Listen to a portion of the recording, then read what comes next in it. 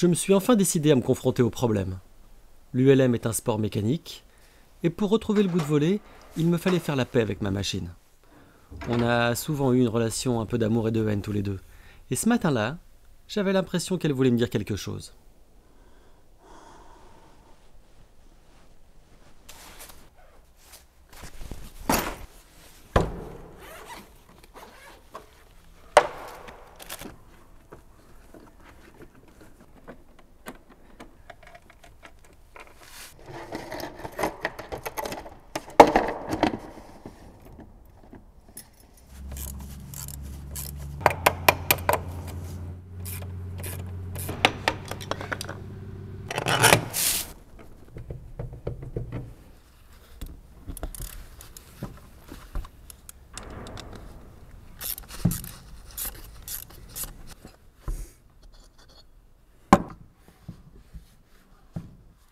En ULM, il faut reconnaître que la majeure partie du temps, on s'ennuie et on a froid. La majeure partie du temps, ça sent souvent un peu l'essence, et ça vous file un peu la nausée. On passe aussi la majeure partie du temps à faire des trucs comme regarder la météo, ou planifier des vols qu'on ne fait jamais. La majeure partie du temps, c'est de la frustration, ou de l'attente. La majeure partie du temps, c'est de la logistique, ou de la mécanique. Alors, je me suis souvenu de la phrase d'André Fournel. Pour 1 heure d'ULM, il y a 10 heures de mécanique et 100 heures de recherche de sponsors. Bien justement, parlons-en des sponsors. Il y avait tous ces PDG de grandes boîtes qui avaient envie de se faire plaisir. C'était devenu un petit peu le truc à la mode. Ils sponsorisaient aussi, c'était un peu leur danseuse, il faut bien le dire. Et bon, ça attirait beaucoup les stars. Un peu comme au Paris-Dakar d'ailleurs. Donc il y a Mireille Darc qui a fait ce rallye. Elle était avec un pilote qui s'appelait André Fournel, qui était pilote d'avion. Mireille Darc, après, moi je lui demandais de temps en temps parce que j'avais besoin d'un sponsor et elle était gentille, elle venait voler avec moi, elle était en confiance et ça me permettait moi d'attirer un sponsor. Parce qu'elle était avec Pierre Barré à l'époque. Pierre Barré avait, je crois qu'il avait Europe 1, c'était Europe 1. Pierre Barré, donc, au départ, avant la traversée de la Méditerranée, il est venu à l'ULM quand il a appris qu'il y avait le rallye des pharaons. Et il voulait, vraiment, ça lui plaisait, et là on était sponsorisé par Europe 1. On était au rallye des pharaons. Un rallye des pharaons, voler autour des pyramides, c'est... Personne ne refera jamais ça. Jamais, plus jamais, c'est vrai. J'avais oublié un détail, moi. Ah oui, c'est vrai. Et je sais pas comment ils sont venus. Il y avait Poivre d'Arvor aussi à ce moment-là. C'était un truc de star, quoi. Poivre d'Arvor, ouais. Sur le rallye de... Oui, avec sa femme, oui. Un type comme PPDA, à l'époque, il était dans son coin, il bouquinait, ça lui permettait de voler. Oui, ils étaient attirés par quelque chose. Ben lui, je crois qu'il a arrêté l'ULM parce qu'il s'est mis dans un... Il s'est vaché dans une haie. Donc il a tout cassé et tout, il a eu la peur de sa vie. Et après, il a fait des émissions à la télé en disant que l'ULM c'était quelque chose de très très dangereux, que ça ne devrait pas exister, que machin, talala, etc. Enfin, il nous a fait toute une histoire. Et puis c'était très photogénique. En plus, il y avait un petit côté aventure, il y avait un petit côté risque aussi, parce que tout ce qui est à l'air, elle n'est pas non plus. Il y a quand même quelques risques. Donc ça faisait un espèce de cocktail qui attirait les gens, et voilà, avec cet esprit de liberté en même temps. Il y avait tous ces gens qui avaient envie de voler, puis voler dans ces conditions-là, c'était énorme. On suivait en plus le rallye des pharaons voiture et moto, où il y avait des gens connus. Il y avait Jackie X, il y avait Pescarolo, il y avait Auriol, il y avait Valérien Giscard d'Estaing, Fixot, tous ces gens-là qu'on a côtoyés, ça les intéressait. Et là, c'était encore un truc exceptionnel, parce que je pense que ça n'arrivera jamais plus. Je me souviens que les organisateurs disaient, il faut essayer de passer proche des pyramides, bas, au-dessus du Sphinx. On va faire des photos super. Il y a l'hélico avec les photographes dans l'hélico, passer proche du Sphinx. Alors je dis, on va survoler le Sphinx et puis après, on montera les pyramides. Et il faut savoir que les pyramides sont sur une petite colline. On a fait le tour des pyramides et on s'est retrouvé entre deux pyramides avec un vent qui était assez bizarre, qui nous a fait, il nous a fait descendre mais à fond la caisse. Vous voyez l'ULM qui s'affaissait et plein gaz. Et on a failli, là ça aurait fait désordre, on a failli vraiment finir dans le Sphinx. C'est vrai que le cœur, il a battu quand même à ce moment-là. Et jusqu'à ce qu'on arrive au vent, et là d'un seul coup, avec l'effet de pente, enfin, pouvoir remonter, et là je peux vous dire qu'on est monté très très haut et qu'après je ne suis jamais repassé bas au-dessus des pyramides. Et après j'ai fait le baptême de Mireille, je veux dire qu'on est passé, en plus elle sortait d'un accident de voiture assez important à cette époque-là, et il n'était pas question que je me crache avec elle, et donc on a survolé les pyramides à une bonne altitude où j'étais plus dans les turbulences du vent et de la colline.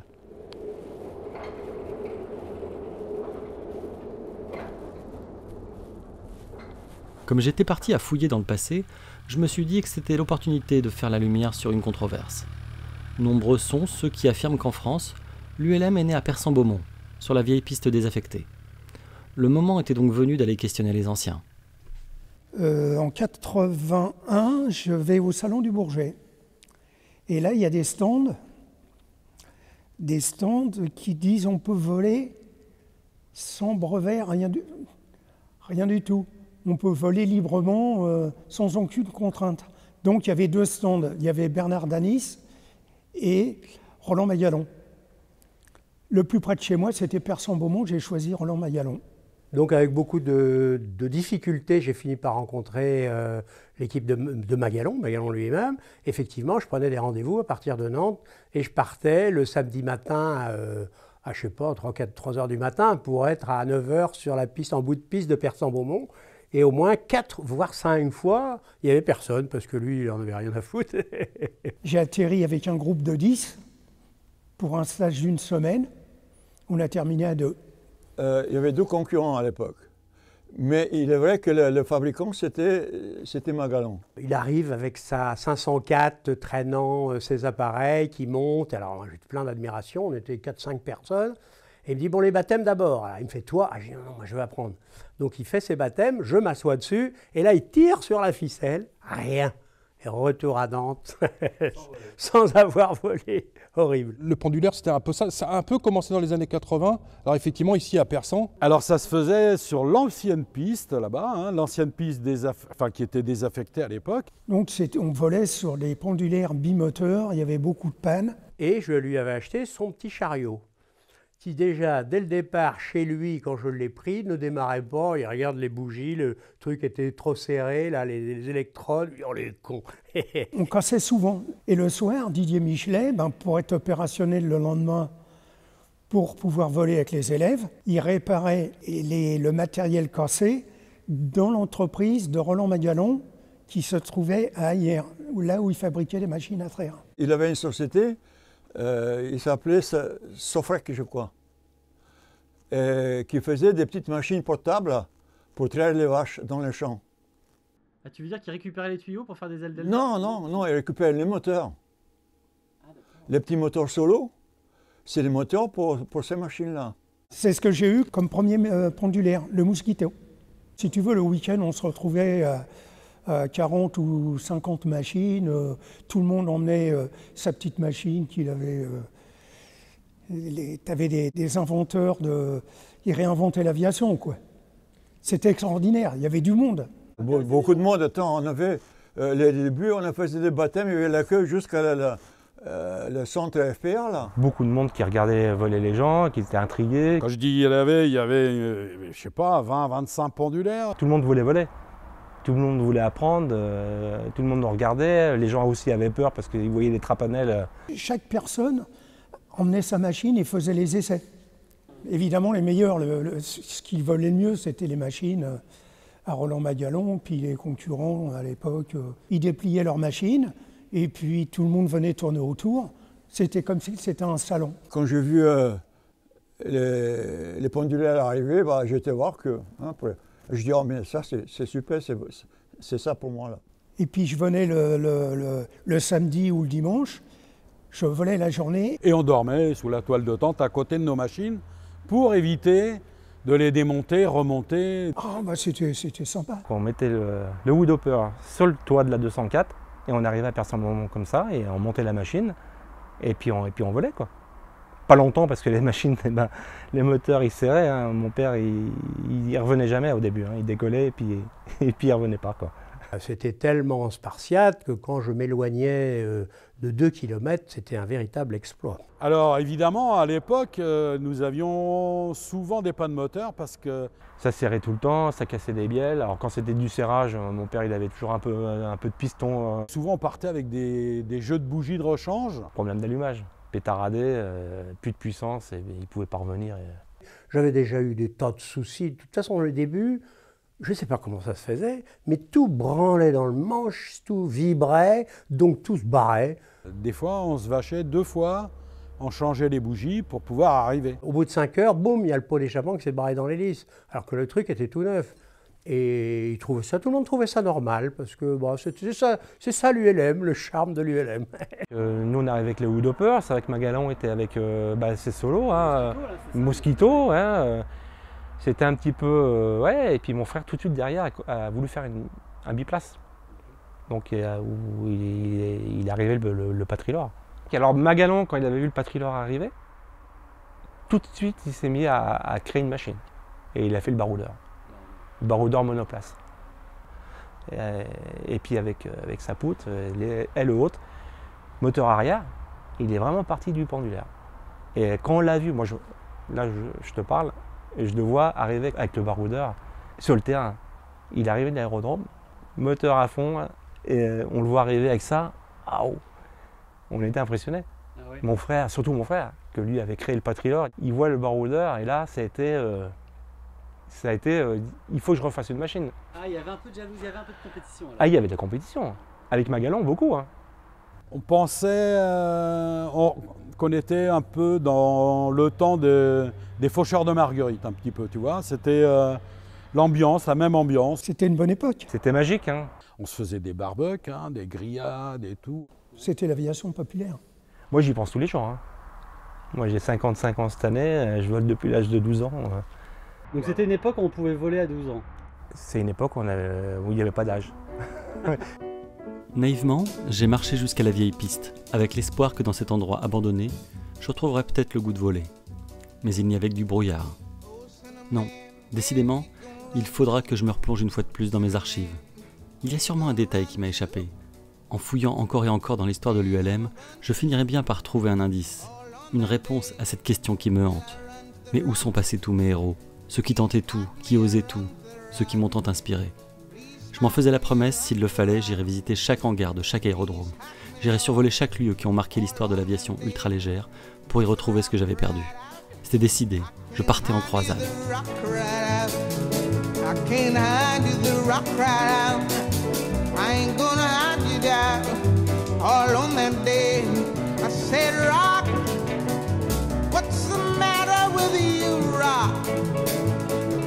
See, I need you, rock. Lord, Lord, Lord, all on that day. So I ran to the river. It was bleeding to run to the sea. It was bleeding to run to the sea. It was bleeding all on that day. So I ran to the river. It was boiling, I ran to the sea. It was boiling, I ran to the sea. It was boiling all on that day, so I ran to the Lord. Please help me, Lord. Don't you see me praying?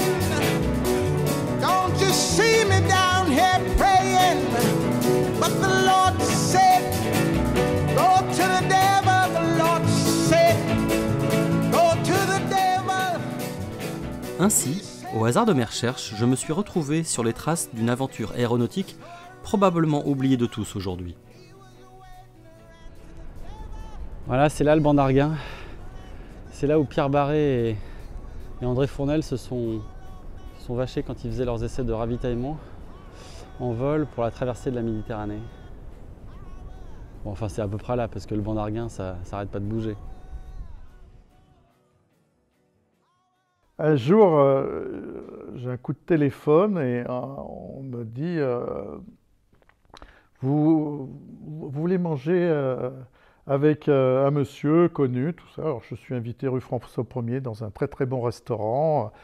Et là, je rencontre Pierre Barret qui me dit écoutez, l'ULM, ça me plaît. Alors, il faut savoir que Pierre Barret était un type extraordinaire, hein, quelqu'un de vraiment fabuleux, qui était PDG d'Europe 1, qui avait créé Moto Journal, qui avait créé Tennis Magazine, qui est monté en haut du Kilimandjaro, je crois, en moto. C'était un passionné des sports mécaniques, de tout ce qui bouge. Et il me parle de faire une traversée de la Méditerranée. Au début, il fallait quand même qu'on ravitaille en vol, donc avant de trouver tous les systèmes de ravitaillement, à un moment on a commencé en disant on va mettre des flotteurs. Et au début, c'était des flotteurs qui devaient être pleins d'essence. Mais ça créait de gros problèmes de centrage, parce qu'il fallait cloisonner les flotteurs. Si l'essence partait tout à l'avant, bien sûr, on ne pouvait plus redresser l'ULM. Tout à l'arrière, c'était l'inverse. Donc, on avait des problèmes de centrage énormes. On a eu un crash dans les dunes, justement, à cause de ces centrages de flotteurs. Et on a tout repris à zéro. Et c'est là qu'on s'est entraîné en se disant si on se faisait ravitailler en vol par un hélicoptère. Et grâce à un pilote, donc Michel Anglade, extraordinaire, un pilote d'hélicoptère qui est dans le milieu d'hélicoptère, est une sommité très connue, on a eu, et d'autres personnes qui ont eu l'idée de mettre ce mât de bateau en travers de l'hélicoptère avec un tuyau qui passait. Et là, c'était beaucoup plus facile. Il y avait une dizaine de mètres de tuyaux qui descendaient, on accrochait le tuyau et on pouvait se ravitailler. Donc, après des entraînements, c'était faisable. Tu seras prêt quand on te fera signe d'appuyer sur le bouton. Hein. Qu'est-ce qui se passe? Pas de moteur. Merde, pas de moteur. Pas de moteur. Pas de moteur. Mais ils sont loin. Et ils sont loin. Oh la merde.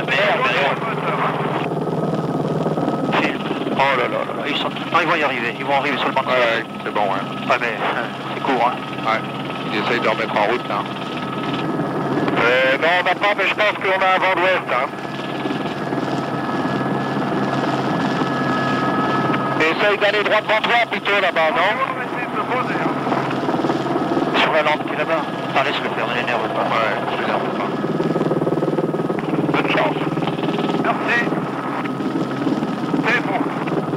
C'est bon là. 12. En travers, il est bon là, il est bon. Ouais. Ça fait 4, ça s'est posé. Formidable.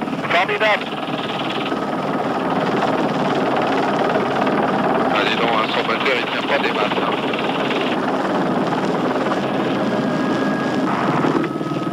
Panne d'essence, panne d'alimentation, mais il n'a pas voulu repartir. Il n'a pas voulu repartir en l'air. On avait de l'altitude, on avait le temps théoriquement de remettre en route sur l'autre.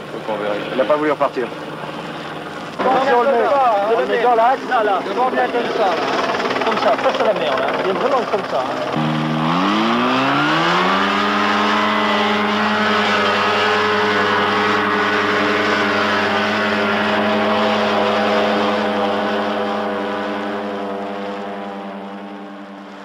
Annaba, Algérie, dimanche 12 août 1984, 5 h du matin. Oui. André Fournel, 32 ans, est contrôleur aérien de métier. Grand sportif, il est avec 550 heures de vol, l'un des plus anciens pratiquants français du LM. Son coéquipier, Pierre Barret, 48 ans, a un faible pour les défis et les aventures partagées. Ouais. Il a déjà pris part en 1970 au Bol d'Or Moto, escaladé toujours en moto les 5800 mètres du Kilimandjaro et parcouru à pied les 1700 km du pèlerinage traditionnel du Vézelay. Et ils ont pris part ensemble l'an dernier au rallye des Pharaons avec un ULM proche de celui utilisé aujourd'hui pour la traversée non-stop de la Méditerranée. S'ils réussissent cet exploit, ils établiront ainsi un nouveau record mondial détenu depuis novembre 83 par 2 Américains qui ont parcouru avec leur ULM en 4h35 les 295 km qui séparent les Bahamas de Miami en Floride. Le ravitaillement en vol représente en effet l'étape critique de cette traversée. La manœuvre demande un immense sang-froid et une grande précision de la part d'André Fournel qui est aux commandes de l'ULM et de Michel Anglade, le pilote de l'hélicoptère. L'hélicoptère est équipé sur sa gauche d'une longue perche sur laquelle est fixé un tuyau raccordé à un réservoir de 220 litres d'essence. L'approche est très dangereuse. Le tuyau flottant, long de 3 mètres que Barret doit saisir au vol, peut entraîner une rupture de l'aile ou encore, une fois branché, un basculement qui serait fatal pour tout le monde. Tout va se jouer en quelques secondes. Regardez.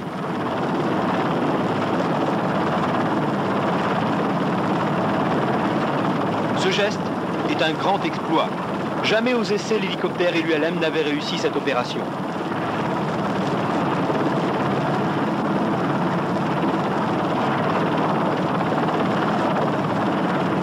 Le ravitaillement va durer 8 minutes 15. Pendant que Barré maintient en force les deux tuyaux, Fournel ne quitte pas des yeux son compas. Il sait que le plein est fait quand le réservoir placé derrière son siège vient gonfler à bloc, poussé dans son dos.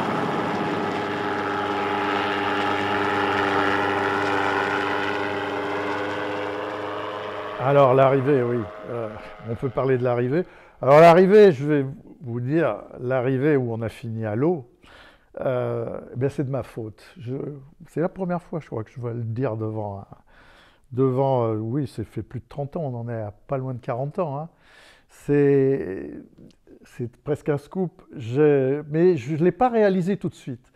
Et sur ce moteur, quand on avait beaucoup volé, un petit peu si on réduisait complètement les gaz, il ne fallait pas remettre de la puissance trop rapidement, sinon il s'engorgeait et il repartait, et je le savais pourtant. Il fallait remettre les gaz progressivement. Et pourquoi ce jour-là, en voyant, donc on était attendu sur une sorte de quai pas loin de l'héliport de Monaco. On avait dit avant, il faudra faire dégager les mâts de bateau. Moi, je voulais arriver bas. On avait enlevé les freins pour s'alléger sur l'ULM, on avait tout enlevé. Donc, et la piste était relativement courte. J'avais dit, je ferai une approche assez basse. Donc là, on fait un premier passage. On était content d'arriver. On met un fumigène, Pierre met un fumigène. Et là, je remets les gaz. Et j'ai remis les gaz beaucoup trop violemment et l'ULM s'est engorgé alors qu'il fallait, je suis sûr qu'en les remettant très progressivement, comme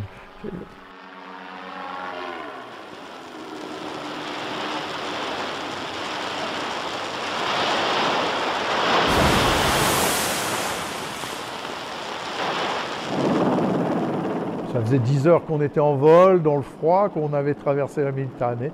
Voilà, et on a fini à la flotte. Que Pierre Barré et André Fournel viennent de réaliser. D'abord, ils ont réussi leur pari, la traversée non-stop de la Méditerranée en ULM. Après avoir décollé ce matin d'Annaba en Algérie à 7h20, ils ont parcouru 840 km à bord de leur machine, un Quicksilver biplace, avant d'arriver à Monaco cet après-midi à 17h20. La traversée s'est bien passée, mais l'atterrissage dans la principauté a mal tourné. La piste improvisée sur la digue ouest de l'héliport de Monaco n'était finalement pas assez longue, et après 3 tours de repérage, la foule de badauds horrifiés a vu l'ULM plonger dans la mer à 300 mètres de la côte. Vous ne pouvez pas savoir la délivrance que ça a été de pisser dans ma combinaison. C'était un moment de bonheur. Les types du bateau me demandaient, les marins me demandaient, mais ça va? Je dis, ah oui, ça va. C'est un peu agité, oui, mais l'essentiel c'est de passer. L'arrivée était agitée. Qu'est-ce qui s'est passé à l'arrivée? Quand on a voulu remettre les gaz, ça n'a pas repris. Les bougies tournaient depuis près de 11 heures comme ça régulièrement. C'est déjà un miracle qu'elles aient fait 11 heures. Et je crois qu'il y a une bougie qui a lâché au moment où il a fallu faire la reprise pour repartir. L'ULM a coulé malgré les efforts des sauveteurs, mais on se souviendra longtemps de cette incroyable machine qui a permis à Barré et Fournel de battre le record mondial de traversée non-stop de la mer, record battu de 5h30 et détenu jusqu'alors par 2 Américains. Monaco, Alexandre Lichamp, Europe 1. Concernant la traversée de la Méditerranée par André Fournel et Pierre Barré, il y a un journaliste du Nouvel Obs qui avait écrit un article qui disait « L'aviation a été inventée pour affranchir l'homme de la pesanteur. L'avion est fait pour décoller et voler. L'ULM, lui, est fait pour décoller et tomber. Tout est dans l'art et la manière de se casser la gueule. L'ULM est à l'avion, ce que le vélo de clown est à la bicyclette du facteur. » Ça m'a fait beaucoup rire. Et sinon, en ce qui se concerne les compétitions en ULM, moi aussi je fais partie des gens qui considèrent que l'ULM se prête mal à la compétition. Enfin, la compétition comme on l'entendait à l'époque, à savoir la précision d'atterrissage, des épreuves de navigation, des épreuves de consommation de carburant. J'ai jamais trouvé ça passionnant. En revanche, je ne sais pas si c'est René Coulon ou Hubert Petit qui un jour a pondu un concept absolument excellent. Je me rappelle, j'avais monté une compétition tous les ans à Blois, il y a eu un salon qui s'est fait, un salon de l'ULM, et j'avais monté une compétition qui s'appelait la Grande Course. On a directement fait la Grande Course qui partait de Blois. Là, l'idée, c'était de partir, on partait où on veut en France. Pendant 2 jours, de faire le plus de kilomètres possible. Alors on partait au coup de fusil à, je sais pas, à 13h le vendredi, et il fallait être rentré à 13h le dimanche avec un maximum de kilomètres. On avait un appareil photo pour prouver qu'on avait tourné sans assistance. On dormait en pleine nature, sous l'aile, sans manger. Donc le but c'était d'aller vite. Mais tout était permis. La seule chose qui était interdite, c'était de voler la nuit. Bon. Normalement, on était censé s'arrêter au sunset. Mais sinon, tout était permis, donc on pouvait se poser n'importe où. On s'arrangeait pour choisir des points en France, des points tournants. Et évidemment, pour essayer d'avoir tout le temps, si possible, le vent dans le dos. Ben, ça, c'était le but du jeu. Et il fallait qu'on se vache. Il ne fallait pas qu'on se pose sur des aérodromes. Mais alors, il était interdit de se poser sur un aérodrome, un terrain d'ULM ou n'importe quoi. Il fallait qu'on valide des atterrissages en campagne, c'est ça qui était super. Donc on se posait chez les gens, et on demandait de signer un papier, de nous amener à la poste à essence. Et ça, c'était fabuleux. Et comme il y avait des Américains qui étaient là, on leur avait fait des strips avec marqué les phrases clés. Où je peux dormir, où est-ce que je peux boire un coup, etc. etc. La technique, c'était de faire 2 fois le tour du village en rase-mode pour déjà attirer les gens. Pour que quand vous êtes posé, il fallait que des curieux viennent. Moi, je démontais vite mon réservoir, c'était un bidon sous Inox. Hop, les gens étaient à peine arrivés, je tapais ils me connaissaient déjà même pas, je mettais le bidon dans leur coffre, on partait à la pompe à essence, vite une photo avec le pompiste, on remontait, on remettait le réservoir et on était reparti, quoi. Et c'était vraiment une super expérience. Voilà. La grande course et puis la grande randonnée qui se faisait à Montpezat. On parlait de la grande randonnée, c'était génial. On partait du lever du soleil jusqu'au coucher du soleil, 13 heures de vol dans la journée. Le record du monde à côté, ça n'a rien à voir. J'avais fait 13 heures de vol dans la journée, j'étais sourde pendant 8 jours après. C'était génial. Et donc voilà, c'était ça un peu l'ambiance, quoi. On avait quand même fait la France dans la journée. Hein. Enfin, en tant qu'organisateur, je ne me rappelle même pas avoir déposé un dossier quelconque pour demander une autorisation. Hein. Enfin, réglementairement, ce serait absolument inenvisageable aujourd'hui. Absolument interdit. Tu n'aurais jamais aucune autorisation pour lancer une grande course aujourd'hui. En disant aux mecs, démerdez-vous, vous faites ce que vous voulez, on ne veut pas le savoir. Ce qu'on veut, c'est que vous soyez revenus dans 48 heures et que vous ayez pris des photos pour nous montrer où vous avez été, quoi. Ça, aujourd'hui, c'est absolument inenvisageable. Enfin.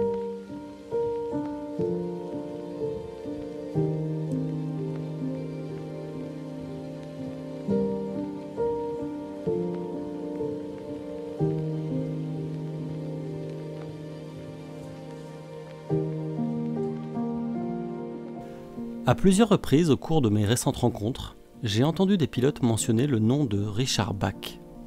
Il y a apparemment tout un mode de pensée qui a fortement influencé toute une génération de pilotes. Je suis assez surpris car je n'avais jusque-là jamais décelé aucune dimension mystique auprès de mes confrères.